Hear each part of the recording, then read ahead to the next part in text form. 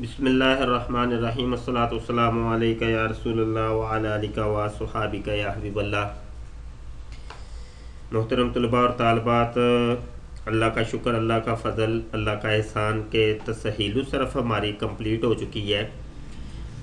جو پچھلا سبق تھا ہمارا، پچھلی جو ویڈیو تھی لاسٹ والی، اس میں ہم آپ کو عرض کر چکے ہیں کہ ابھی تک کے جتنے اسباق تھے یہی تھی آپ کی تسہیل الصرف، اور صرف کا تقریباً جو علم ہے وہ آپ کا کمپلیٹ ہو جاتا ہے۔ اگر یہاں تک بھی آپ اچھے طریقے سے یہ نکال لیں تو اس فن پہ آپ کو مہارت حاصل ہو سکتی ہے۔ یہ تسہیل الصرف کے آخر میں کچھ اسباق یہ ضمنی دیے ہوئے ہیں۔ یہ کوئی اتنی کوئی مشکل چیزیں بھی نہیں ہیں، اور کچھ تو ایسی چیزیں ہیں کہ جو کہ غیر استعمال شدہ ہیں، بہت شاذ استعمال ہے ان کا، بہت کم استعمال ہوتی ہیں، اور کچھ ایسی ہیں کہ جن کا آپ ڈیٹیل پہلے پڑھ چکے ہیں، نحو کے اندر بھی پڑھ چکے ہیں، اور اس کو تسہیل النحو میں بھی آپ نے اچھے طریقے سے نکالا تھا۔ تو یہ دیکھیں جی، یہ سبق نمبر 70 ہے، اور اس میں خاصیت ابواب۔ یہ خاصیت ابواب آپ نے دیکھیں، ثلاثی مجرد کے 6 باب پڑھے، ثلاثی مزید فی کے 12 باب پڑھے۔ اب آپ کو یہ بتا رہے ہیں کہ بھائی ہر باب کا ایک خاصہ ہوتا ہے، اور کسی کے 2 خاصے ہوتے ہیں، کسی کے 3 خاصے ہوتے ہیں، کسی کے 5 6 7 خاصے ہوتے ہیں۔ اس طریقے سے مطلب یہ ہے کہ اس کے اندر جو معنی پایا جاتا ہے نا، وہ ایک مخصوص نوعیت کا پایا جاتا ہے۔ تو یہ اتنا کوئی خاص چیز نہیں ہے، میں نہیں سمجھتا کہ یہ کوئی بڑی خاص چیز ہو اور اس کو یاد کرنا پڑے۔ یہ کتابیں آپ کے پاس ہوں گی، اس کو آپ ویسے ہی ایک نظر پڑھ لیں اس کو، اور جو چیز سمجھ آ جائے تو فابہا، اور اگر کوئی آپ نے پوچھنی ہو تو آپ پوچھ بھی سکتے ہیں، کوئی اتنا کوئی مشکل یہ نہیں ہے۔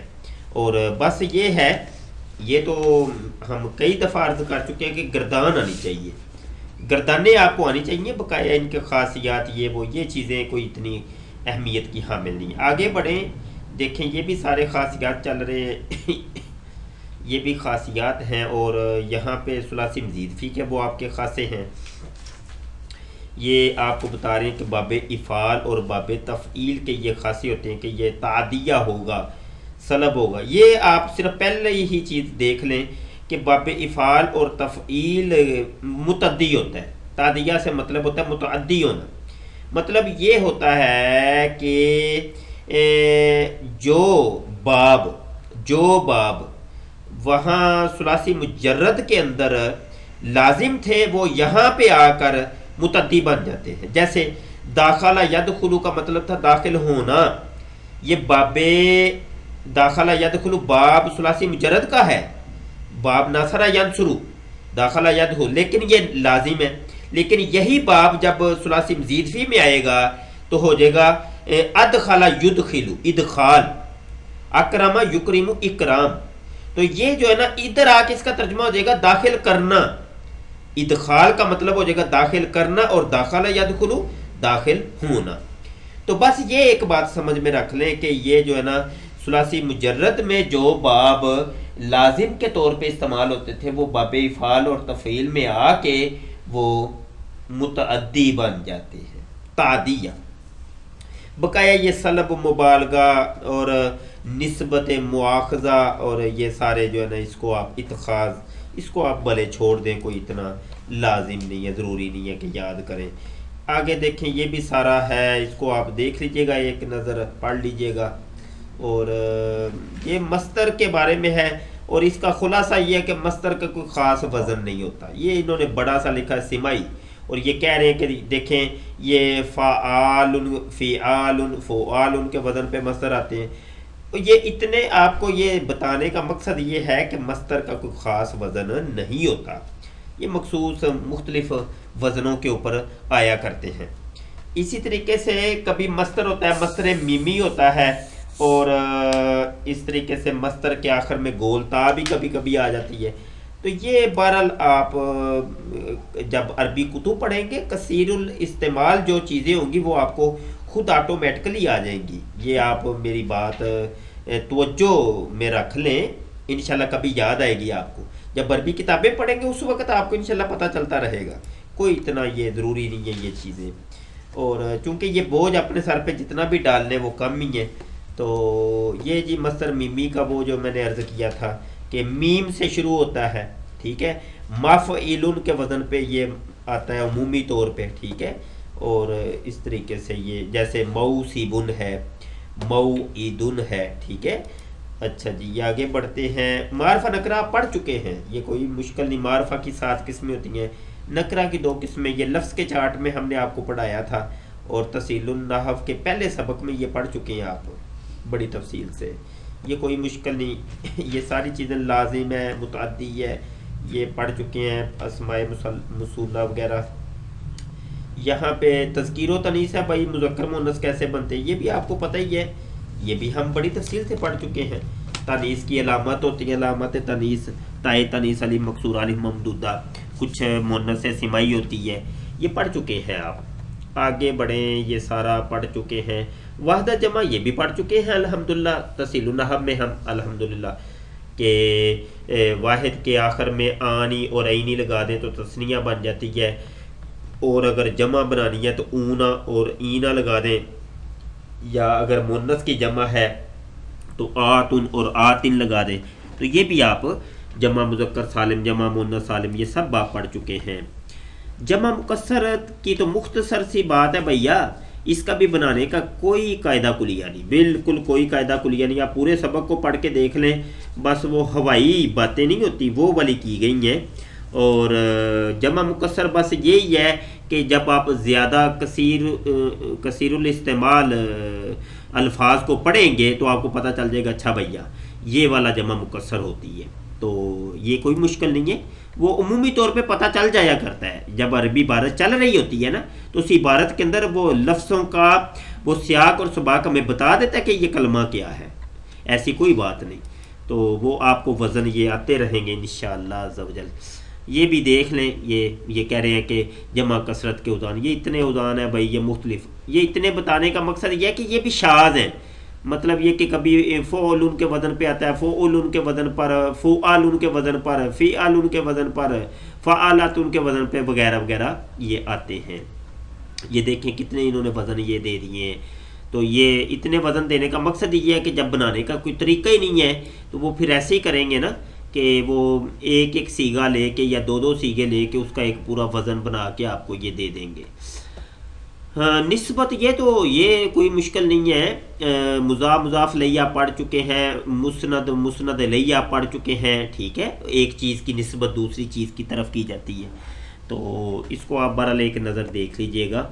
اس میں منقوص یا مشددہ ایسی یا جس کے اوپر تشدید آتی ہے، یہ کوئی اتنا کوئی لمبا چوڑا نہیں ہے۔ تصغیر ہے بھائی، یہ بھی اس کا بھی بنانے کا کوئی قاعدہ کلیہ نہیں۔ تصغیر کہتے ہیں کسی چیز کو چھوٹا کر کے بیان کرنا، تو یہ استعمال تو ہوتی ہی نہیں، یہ فعیل ان کے وزن کے اوپر عمومی طور پہ آتے ہیں، جیسے رجل مرد کو کہتے ہیں، رجیل چھوٹے مرد کو کہتے ہیں، چھوٹا، فعیل چھوٹا، تو یعنی فعیل کے وزن کے اوپر جو آئے گا نا وہ تصغیر ہوتی ہے۔ اور استعمال آپ بھی اسی دنیا میں رہتے ہیں، آپ نے اگر کوئی عربی کتابیں پڑھی ہیں تو یا قرآن پاک تو الحمدللہ پڑھتے ہی ہیں، احادیث پڑھتے ہیں، تو اتنا استعمال نہیں ہے اس تصغیر کا، بہت کم، شاید کبھی کوئی ہمیں کوئی سیگا، ایک عرصہ ہو گیا ہمیں بھی عربی کتابیں پڑھتے ہوئے، ہم نے تو بہت کم، نہ ہونے کے برابر آج تک سیگے تصغیر کے دیکھے ہیں۔ آگے بھیا یہ بس یہ جناب تمت بالخیر ہو گیا ہے، کتاب ہماری الحمدللہ مکمل ہو گئی۔ یہ اصل میں آخری ویڈیو بنانے کا اصل مقصد یہ تھا کہ آپ کو ہم بتا دیں کہ الحمدللہ ہماری کتاب مکمل ہو گئی، علم صرف کو ہم نے بڑی تفصیل سے پڑھ لیا، اور یہ فرسٹ سیمیسٹر میں یہ ہماری کتاب شامل تھی تصحیح الصرف کی۔ تو بھیا یہ آپ اب میں امید کرتا ہوں کہ آپ مزید اگلے سیمیسٹر بھی پڑھیں گے انشاءاللہ اللہ کے حکم سے، اور اچھے طریقے سے پڑھیں گے، بھاگیں گے نہیں، دل چھوٹا نہیں کریں گے۔ اور ایک بات یہ ذہن میں رکھیے گا، پہلے بھی ہم نے آپ کو کئی دفعہ عرض کیا تھا کہ جب ایک کتاب پڑھ لی جاتی ہے، اگرچہ اس میں کوئی چیز سمجھ نہ آئے، یہ بات میں آپ کو تجربے کی بتا رہا ہوں، اگرچہ ایک لفظ بھی آپ کو اس کتاب میں سے سمجھ نہیں آیا تو بالکل نو ٹینشن بھائی، فکر نہیں لینی، फ़िक्र तो करनी ही नहीं, ये आपने दिल छोटा भी नहीं करना।